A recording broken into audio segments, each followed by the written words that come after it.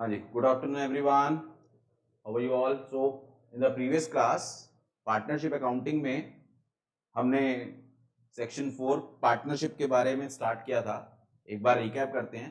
Section 4 जो था Indian partnership act का, वो डिफाइन क्या करता है टर्म पार्टनरशिप। सब लोग, partnership is the relation between persons who have agreed to share profits of the business carried on by all or any of them acting for all, right? तो ये definition थी, मैंने इसको पार्ट में भी divide किया था। तो हमने प्रीवियस क्लास में क्या पढ़ लिया था? Partnership is the relation. Relation से क्या पता चलता है? मिनिमम 2 पर्सन आर रिक्वायर्ड, ठीक है। एंड वो रिलेशन कैसा होना चाहिए? बिजनेस रिलेशन होना चाहिए, राइट? ये हमने डिस्कस कर लिया था। देन उसके बाद हमने पर्सन की बात करी थी। Person can be both natural, both artificial, one natural one artificial, ठीक है। एंड इससे रिलेटेड जो हमने कुछ एग्जांपल्स थे वो डिस्कस कर लिए। तो partnership is the relation between persons who have, आगे की बात कर रहे हैं, agreed, who have agreed. Agreed का मतलब है partnership is the result of an agreement. And ये जो अग्रीमेंट है टेक्निकली इसके लिए टर्म यूज होती है कॉन्ट्रैक्ट, मतलब ये कॉन्ट्रैक्ट होता है। Partnership is the result of an agreement.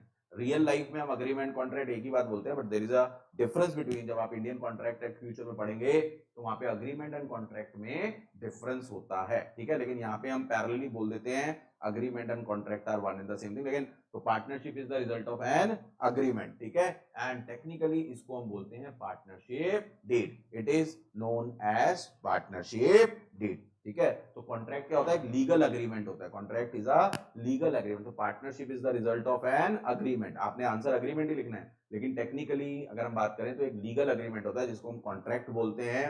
N agreement enforceable by law, and इसको नाम दिया गया पार्टनरशिप डीड। तो इसका मतलब जो पार्टनरशिप डीड अराइज होती है वो, सॉरी, अग्रीमेंट जो बनता है पार्टनरशिप का, जो पार्टनरशिप डीड बनती है, ठीक है, उसमें सारी टर्म्स एंड कंडीशंस लिखी होती हैं रिलेटेड टू पार्टनरशिप, राइट। और मैंने आपको शुरू में बताया था, मैं दोबारा बता रहा हूं, इंडियन पार्टनरशिप एक्ट और पार्टनरशिप डीड ये दोनों को ध्यान में रखना है। पार्टनरशिप डीड में हम कोई भी ऐसी चीज नहीं लिख सकते जो इंडियन पार्टनरशिप एक्ट को कॉन्ट्राडिक्ट करती हो। ये मैंने आपको पहले भी बताया था। दोबारा, तो हमने 3 पॉइंट्स पढ़ लिए। पार्टनरशिप इज द रिलेशन इनके बीच में between persons who have agreed, यानी उन्होंने क्या किया है? उन्होंने एक अग्रीमेंट किया है। क्लियर है? हु हैव अग्रीड, किस चीज के लिए अग्री किए हैं बच्चे? बहुत इंपॉर्टेंट पॉइंट है, to share profits. Next point है टू शेयर प्रॉफिट। इसके ऊपर हमें थोड़ा टाइम लगाना है। टू शेयर प्रॉफिट्स, ठीक है, टू शेयर प्रॉफिट्स। अब देखो डेफिनेशन लिखा प्रॉफिट, तो profit sharing is an essential element, loss sharing is not an essential element of partnership. What does it means? कि कोई भी अगर पार्टनर बनेगा तो उसे प्रॉफिट तो शेयर करना है, बट उसे लॉस शेयर करना मैंडेटरी नहीं है, ठीक है। To share profits of the business, business की बाद में बात करेंगे। अब जो ये प्रॉफिट्स हैं इसके ऊपर हमें थोड़ा सा डिस्कशन करना है। अब देखो, पार्टनरशिप, इंडियन पार्टनरशिप एक्ट कहता है कि आप प्रॉफिट तो शेयर करोगे, हर पार्टनर को प्रॉफिट शेयर करना है। किस रेशो में? तो वो जो रेशो है वो आपको क्या है? वो आपको इंडियन पार्टनरशिप एक्ट बोलता है कि आप अग्रीड रेशो में कर सकते हो। हाँ, अगर अग्रीड रेशो नहीं है तो इंडियन पार्टनरशिप एक्ट में रूल्स लिखे हैं बेटा। तो उन रूल्स में लिखा है partners are agreed to share profit and losses equally, ठीक है। तो आपके स्कूल में मैडम है, वो हमेशा अगर क्वेश्चन में साइलेंट होता था तो वो बोलती थी इक्वल बांट दो। इक्वल इक्वल तब होना है जब पार्टनरशिप डीड में मेंशन नहीं है। अब मेरे कुछ क्वेश्चंस आएंगे जिससे आपको टू शेयर प्रॉफिट्स जो है वो आपको क्लैरिटी आएगी। जैसे फर्स्ट एग्जांपल की बात करते हैं। Let's say A and B are two partners, ठीक है। इन्होंने पार्टनरशिप डीड में लिख दिया, प्रॉफिट्स के बारे में लिख दिया 2:1, ठीक है, और लॉस के बारे में इन्होंने लिख दिया 3:2। क्या ये लिख सकते हैं? क्या ये लिख सकते हैं? मैंने आपको क्या बताया? प्रॉफिट शेयर करना मैंडेटरी है, लॉस शेयर करना मैंडेटरी नहीं है।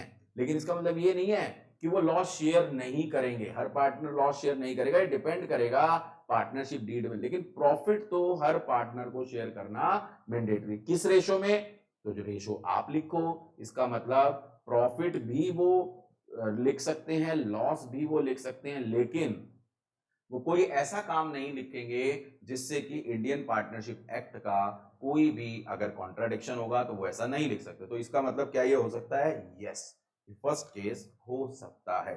सेकंड केस पे बात करते हैं, सिंपल केस था, सिंपल केस ए बी। तो उन्होंने लिखा पार्टनरशिप डीड में क्या लिखा? प्रॉफिट भी सारा का सारा ए, बी को कुछ नहीं मिलेगा, लॉस भी सारा का सारा ए, बी को कुछ नहीं मिलेगा। क्या ऐसा हो सकता है? Answer is no.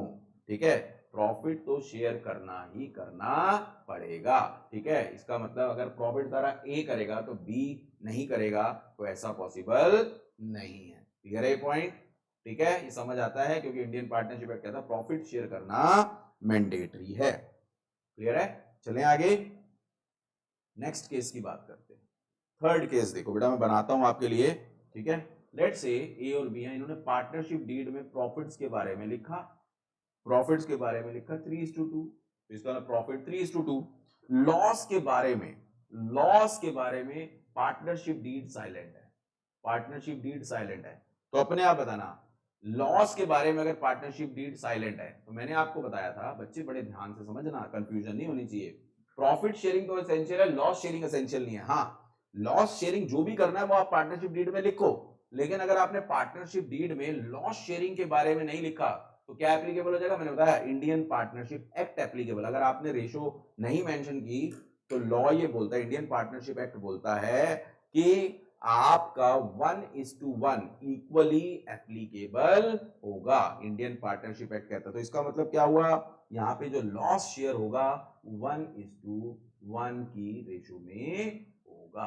ठीक है, नेक्स्ट, अगर मैं बोलता हूं ए बी, अगर मान लेते हैं प्रॉफिट के बारे में पार्टनरशिप डीड साइलेंट है, प्रॉफिट के बारे में पार्टनरशिप डीड साइलेंट है, एंड अगर लॉस है, अगर लॉस की बात करें तो लिखा है ए सारा बियर करेगा, बी बियर नहीं करेगा। क्या ऐसा हो सकता है बच्चे? Answer is yes. तो अब प्रॉफिट साइलेंट है, प्रॉफिट के बारे में रेशो नहीं लिखी, तो प्रॉफिट शेयर करना तो मैंडेटरी है, और रेशो नहीं लिखी तो 1:1 जो इंडियन पार्टनरशिप एक्ट है। हाँ, लॉस सारा ए शेयर करना चाहे वो कर सकता है, सर बी से उसका कोई लेना देना नहीं है। आगे ना, अभी आपको अजीब लग रहा होगा लॉस शेयर करना मैंडेटरी नहीं है, ऐसा कैसे? तो ऐसा हो सकता है, एक टाइप ऑफ पार्टनर होता है बेटा, पार्टनर इन प्रॉफिट्स ओनली। ठीक है, जैसे कोई कोई बंदा है जो आईआईटी पास आउट हो, उसके पैसा नहीं है बिजनेस करने के लिए।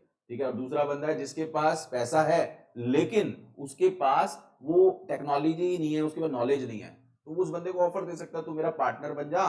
ठीक है, तू प्रॉफिट्स भी शेयर करेगा, लॉसेस में कोई शेयर नहीं होगा। ठीक है, तो ऐसे केसेस में ऐसी चीजें हो सकती हैं पार्टनर। बाकी आप इंडियन पार्टनरशिप एक्ट जब लॉ में पढ़ेंगे, बीकॉम में या सीएसीएस में कभी पढ़ेंगे, तो आपको बहुत एक्सप्लेनेशन मिलेगी। तो ये फोर्थ केस समझ आता है? यस सर, समझ आ गया। ठीक है, तो फिफ्थ केस की बात करते हैं। लेट्स से नेक्स्ट केस बनाते हैं। नेक्स्ट केस आपका है, फिफ्थ केस जो है ए बी, प्रॉफिट के बारे में, प्रॉफिट के बारे में पार्टनरशिप डीड साइलेंट है, प्रॉफिट के बारे में पार्टनरशिप डीड साइलेंट है, एंड लॉस के बारे में भी पार्टनरशिप डीड साइलेंट है। तो साइलेंट है तो क्या लग जाएगा बच्चे? साइलेंट है तो आप इंडियन पार्टनरशिप एक्ट, जिस रेशो में प्रॉफिट उसी रेशो में लॉस, इक्वल 1:1। इसका मतलब अगर लॉस के बारे में लिखना है तो पार्टनरशिप डीड में लिखना पड़ेगा कि कौन लॉस बियर करेगा। अगर लॉस के बारे में साइलेंट है तो फिर वो इक्वली होगा। लॉस के बारे में लिखा है रेशो पार्टनरशिप डीड में तो वो होगा। ठीक है, लेकिन पार्टनरशिप डीड में ये नहीं लिखा जा सकता कि सारा का सारा प्रॉफिट कोई एक पार्टनर बियर करेगा, दूसरा पार्टनर बियर और शेयर करेगा, दूसरा पार्टनर शेयर नहीं, ये नहीं कर सकते। इसलिए profit sharing is an essential element of partnership, but loss sharing is not an essential element of partnership। हाँ, अब मैं आपको रियल लाइफ की बात करता हूं। रियल लाइफ में नॉर्मली क्या होता है, रियल लाइफ में प्रॉफिट के बारे में और लॉस के बारे में, ठीक है, प्रॉफिट के बारे में एंड लॉस के बारे में क्या लिखा जाता है? प्रॉफिट एंड लॉस के बारे में लिखा जाता है 3:2, जिस रेशो में प्रॉफिट उसी रेशो में लॉस। ठीक है, तो ये सबसे कॉमन चलता है। इसका मतलब ए और बी, प्रॉफिट एंड लॉस दोनों 3:2 की रेशो में क्या करेंगे? 3:2 की रेशो में बियर करेंगे, शेयर करेंगे। तो ये प्रैक्टिकली होता है, बट इससे क्रक्स क्या निकला? इन सब एग्जाम्पल को मिला के क्रक्स क्या निकला बच्चे? क्रक्स ये निकला प्रॉफिट तो शेयर हर पार्टनर को करना है, लॉस शेयर करना है या नहीं ये मैंडेटरी नहीं है। ठीक है, अगर मैं किसी पार्टनर को सारा प्रॉफिट देता हूं, दूसरे पार्टनर को प्रॉफिट नहीं देता, तो वो वैलिड पार्टनरशिप नहीं है। हाँ, अगर किसी पार्टनर को लॉस शेयरिंग सारा दे देता हूं तो वो एक वैलिड पार्टनरशिप है, क्योंकि इंडियन पार्टनरशिप प्रॉफिट के ऊपर बात करता है। Loss sharing is not, and ध्यान से, लॉस शेयरिंग, अगर लॉस के बारे में कुछ भी लिखना है तो आपको पार्टनरशिप डीड में मेंशन करना पड़ेगा। हाँ, अगर पार्टनरशिप डीड साइलेंट है प्रॉफिट एंड लॉस से रिलेटेड, तो general rule Indian partnership act में जो लिखा है, partners will share profit and losses equally, फिर इंडियन पार्टनरशिप एक्ट एप्लीकेबल हो जाएगा। आई होप सो ये लॉजिक आपको समझ आया होगा। तो इंडियन पार्टनरशिप एक्ट ये कहता है कि प्रॉफिट शेयरिंग लॉस शेयरिंग आप डिसाइड करो, ठीक है, हमारा इससे कोई लेना देना नहीं है, लेकिन कभी भी कोई पार्टनर ऐसा नहीं हो सकता जिसको प्रॉफिट ना मिले। हाँ, ऐसा जरूर हो सकता है कि किसी पार्टनर को लॉसेस का पार्ट, इसीलिए तो आगे आप जब सीएस में या सीए में पढ़ेंगे, टाइप्स ऑफ पार्टनर पढ़ेंगे, तो पार्टनर इन प्रॉफिट्स ओनली एक टाइप नजर आएगा आपको, क्योंकि सोसाइटी के वेलफेयर के लिए काम हो रहा है यहाँ पे। ठीक है, तो ऐसे लोग होते हैं, जैसे मैंने आपको एग्जांपल दिया, तो उन ऐसे लोगों को पार्टनरशिप इसी पार्टनर इन प्रॉफिट ओनली के बेसिस पे मिलती है। तो ये आपका who have agreed to share profits point, ये आपका आई होप सो क्लियर हो गया होगा, राइट। तो प्रॉफिट शेयरिंग इज एन, मैं बार बार बोल रहा हूँ ये language, profit sharing is an essential element of partnership, but loss sharing is not an essential. इसमें इमोशंस नहीं आने चाहिए कि सर ये क्या मतलब हुआ हो, क्योंकि आप एक लॉजिक समझो कि प्रॉफिट तो हर एक को मिलना ही चाहिए, बट लॉस मिलना शेयर करेगा या नहीं वो डिपेंड करेगा म्यूचुअल अंडरस्टैंडिंग के ऊपर। तो लॉ ने हमारे ऊपर छोड़ दिया कि हमें पार्टनरशिप डीड में क्या मेंशन करना है। तो हमने कौन कौन से पॉइंट कवर कर लिए? Partnership is the relation between persons who have agreed किस चीज के लिए? To share profits. ये प्रॉफिट्स किसके हैं बच्चे?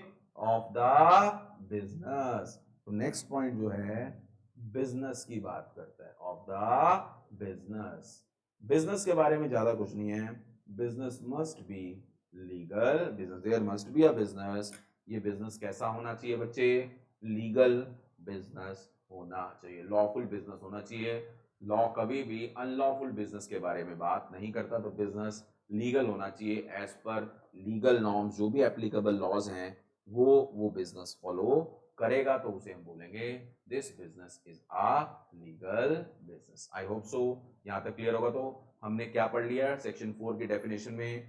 Partnership is the relation between person who have agreed to share profits किसके? Of the business, which is carried on by all or any of them acting for all। जो ये point है carried on by all or any of them acting for all, इसको हम बोलते हैं concept of mutual agency.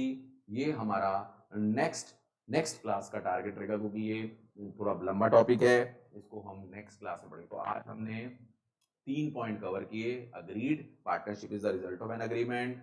Second point हमने कौन सा कवर किया, मतलब आगे के जो पॉइंट्स थे, who have agreed to share profits। तो profit sharing is an essential element. Loss sharing के बारे में नहीं इंडियन पार्टनरशिप एक्ट बोलता लॉस शेयरिंग मैंडेटरी है, loss sharing is not mandatory, profit sharing is mandatory. ठीक है, एंड नेक्स्ट उसके बाद बिजनेस की बात की है, business must be a legal business. तो एक बार डेफिनेशन को एक बार क्विक रिकैप दे दो। सेक्शन 4 इंडियन पार्टनरशिप एक्ट क्या बोलता है? Partnership is the relation between persons who have agreed to share profits किसके? Of the business. तो लास्ट पॉइंट रह गया है पार्टनरशिप की डेफिनेशन का, which is carried on by all or any of them acting for all. Concept of mutual agency का topic next class में हम कवर करेंगे, और नेक्स्ट क्लास में हमारी जो डेफिनेशन पोर्शन है वो कंप्लीट होगा, एंड उसके आगे कंटिन्यू करेंगे। होप आपको समझ आया होगा। नेक्स्ट क्लास में मिलते हैं बच्चे, थैंक यू वेरी मच।